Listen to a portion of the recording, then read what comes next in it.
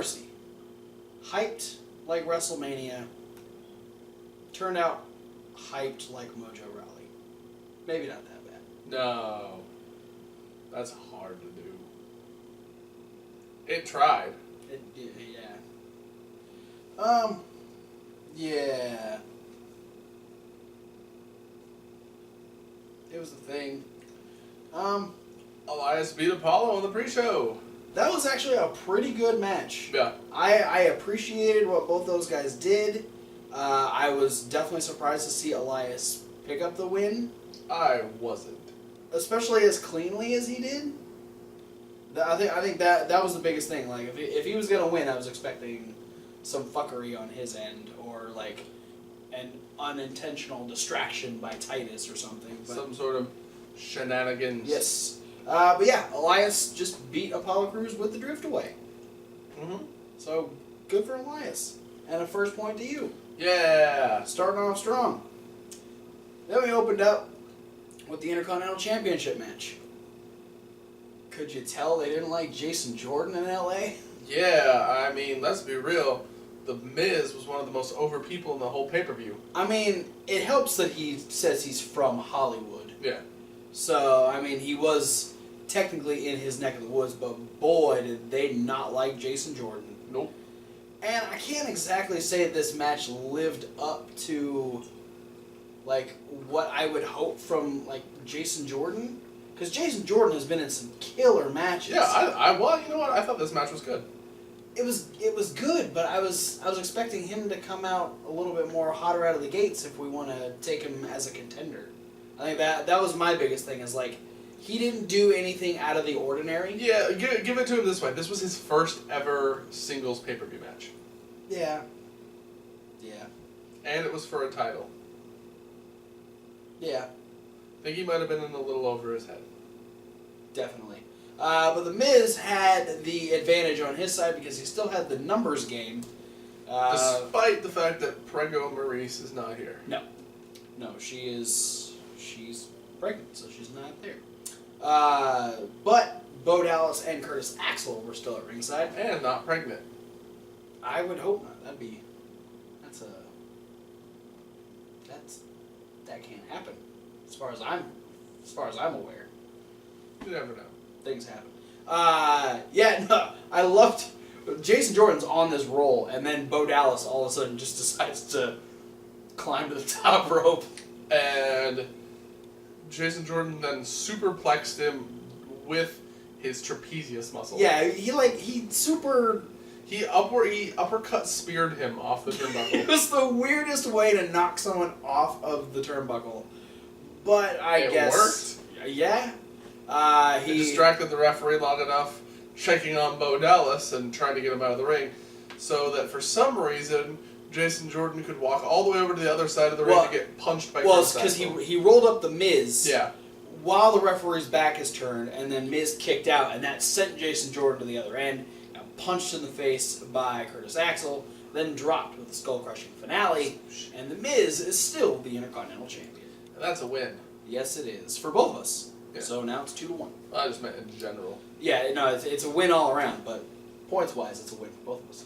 Heck yes. Then we had the man versus man match, and man, was it manly. Bray decided to show just how much of a man Finn Balor was at the beginning by attacking him and injuring the ribs right off the bat. Yeah, and then doing the thing that I always find counterintuitive in calling Finn a coward. Calling anyone a coward when you're trying to, like, you know, you're trying to prove that you're better than the person, you don't call them a coward because that just brings them back. If they walk away... For me, it's the, I just attacked you from behind, and now I'm going to call you a coward. Yeah. Regardless, Finn's like, fuck you, I'm not a coward, and takes his jacket off, and then he sold the ribs for a majority of the match. Bray doing a lot of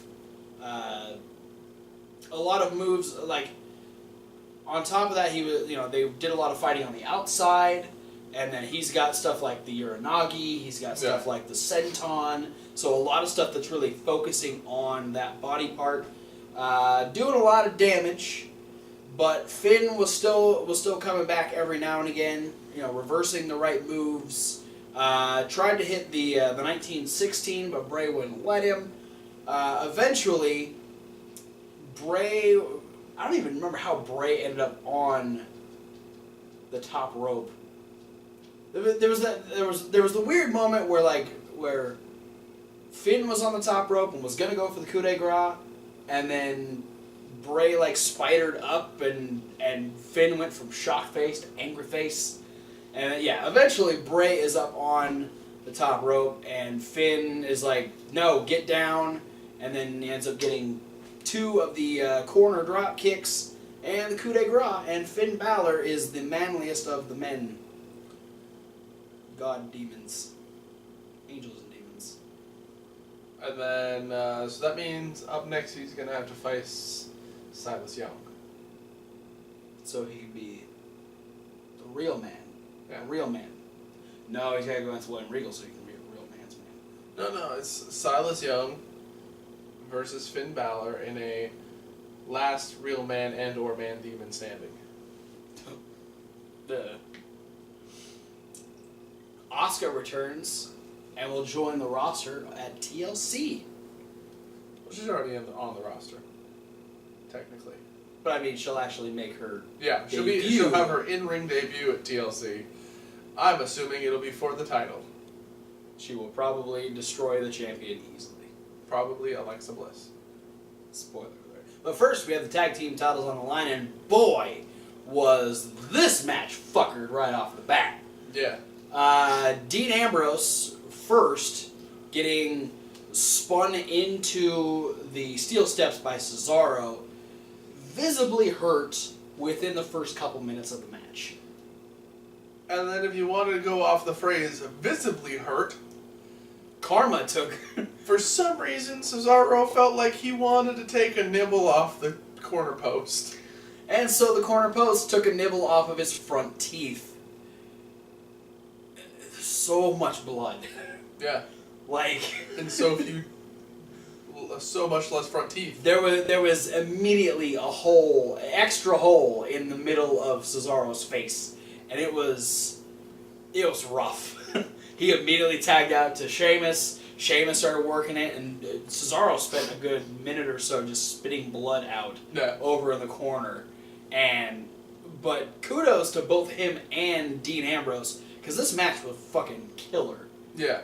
They kept going. Cesaro got tons of props online on Twitter from other wrestlers for the fact that he kept getting in and doing more spots. Yeah, the fact that I think the fact that he didn't rely on Sheamus, and the fact that Dean still did all of his usual offense and didn't rely on just Seth. Yeah. Everyone killed it in this match. It could have easily turned into a one-on-one match between Seth and Sheamus. Yeah, and kudos to all the guys still killing it through this match. Some great near falls, lots of really good double team spots. And the bar was looking really good because they ended up stopping Seth on the apron, and Cesaro's kind of holding him there. Sheamus is getting ready to hit the brogue kick. Dean just drops and suckers Sheamus in, tries to go for a small package. Sheamus goes hell no, and then goes for the brogue kick again, but Dean ducks out of the way and he kicks Cesaro in the face. And that allows Seth to get back in the ring, hit the King's Landing, and then drop him with Dirty Deeds. And the Shield are still the Raw Tag Team Champions. Awesome match. I hope Cesaro's face looks somewhat normal on Raw, or next week if he shows up on Raw. But yeah, awesome match. Glad it went that way. I'd like to see both these teams kind of go do their own thing. But I don't know. There might be a one last match out of this, but I kind of hope not. I want them to do their own thing. Then we had our Fatal 5-Way Women's Championship match. Alexa Bliss defending against Sasha Banks, Nia Jax, Emma, and Bayley. I really like this match. This might be the best Fatal 5-Way I've seen. There's no such thing as a good Fatal 5-Way. this might have been the best 5-way match. Yeah, I've it seen. probably was the best 5-way match there ever has been. Like, I loved. There was so much good transition from spot to spot. Everyone got a chance to shine. Everyone got a moment. Everyone got to do something spectacular. There was the great quadruple team on Nia on the powerbomb, the outside. There was great stuff from everyone. Sorry, I'm just looking. The pictures I can't show. You won't be able to see it if I just do this. Okay, it's Cesaro. I can tell you that. It's Cesaro. It says with Superman. Oh jeez, that's well. There's probably gonna be a lot of those. Yeah, no, I love this match. This match was awesome from beginning to end. I loved everybody's part. Alexa, she was pretty much outmatched against any one person, but then being the champion against 4 other people put her in even more of a rough spot. Nia looked fantastic, super dominant in all the right spots of the match. Emma was extremely resourceful, and then we started to see a lot of aggression between Bayley and Sasha, both of them having to stop each other multiple times from pinfalls. Yeah. Which, and I loved the fact that they were the only 2 baby faces in the match. Yeah. Watching the other 3 be extremely physical and extremely heel against especially those 2, and then just fucking each other over was awesome. But eventually, I don't remember what took Sasha out towards the end. But I think the last thing that happened to her was Nia leg dropped her. Oh right, and then she tried to go for the pin, and then Emma broke that up. Yeah. So then thrown to the outside. So then Nia ends up getting, she ends up running herself into the post, so she goes tumbling to the outside. So the 18th shoulder to the post of the night. I think we got more in the next couple matches, but yeah, there were a lot of them. I think I counted about 44. And then, so Nia's out, then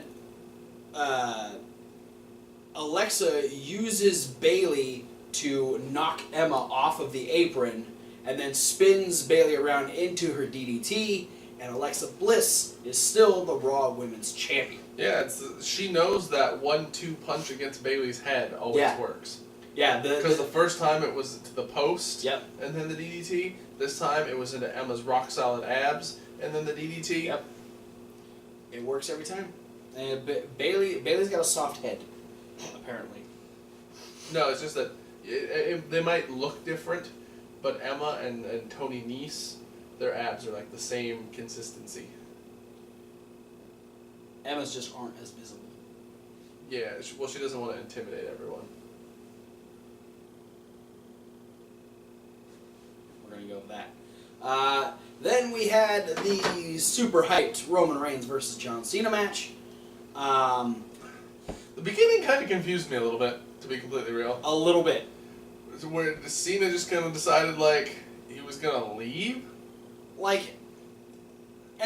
So the crowd reaction right off the bat was extremely confusing, because it was super pop for Cena, with still a little bit of boos in there, and still the John Cena sucks. Mega boo for Roman Reigns.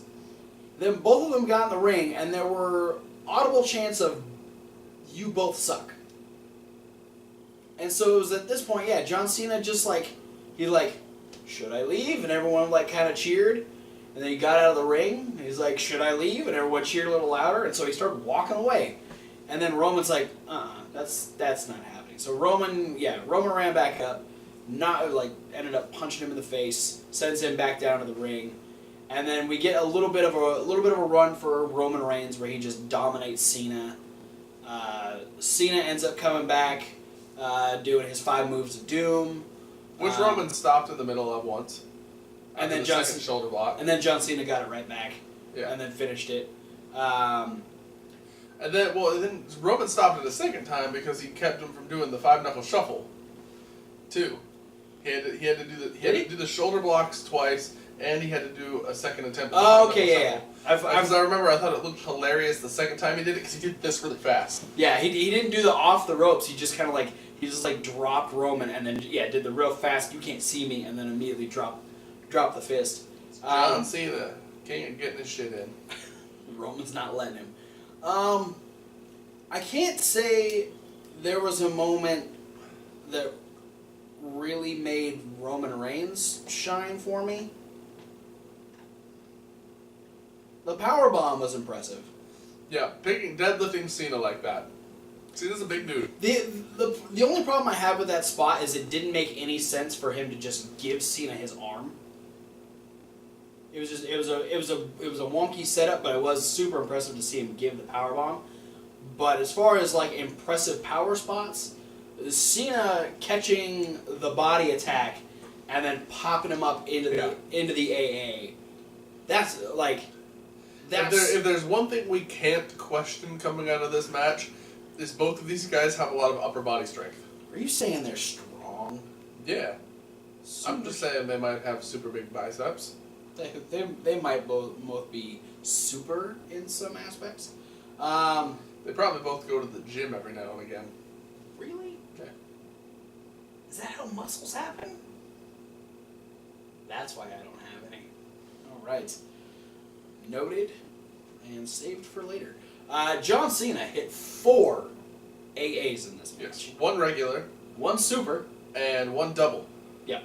He attempted one through the announce tables, but that got turned into a DDT. I mean, spear from Roman Reigns. It was essentially a DDT. He decided that he was done with the bullshit. And he was just gonna drop Roman in a way that he knew was gonna finish the match, but Roman dropped himself on his head. He just happened to be in Cena's gut when it happened. Yeah, no, he speared Cena, and then I felt like in a weird twist, he decided he was gonna try and tuck and roll out of it. And it was the wrong decision. Yeah, it was not a. He should have just kept himself flat. So they stayed down on the outside in that heap of table stuff for a little while.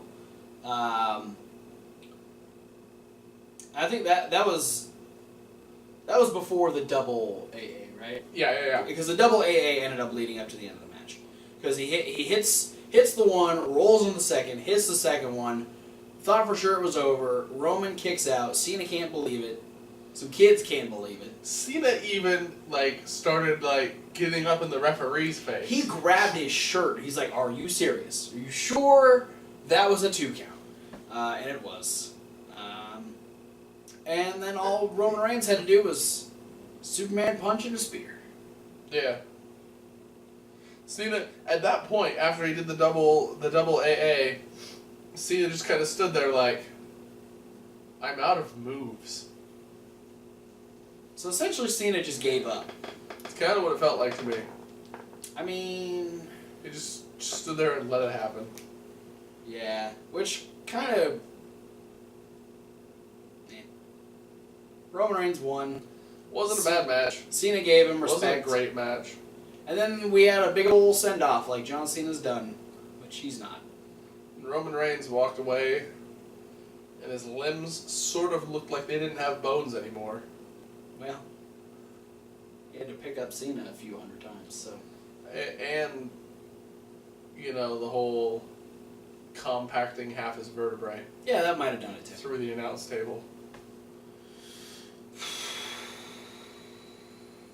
Enzo Amore is the new Cruiserweight champion because he kicked Neville in the dick and he's an asshole. Fuck you. Then we went to Brock Lesnar versus Braun Strowman for the Universal Championship. Braun smash.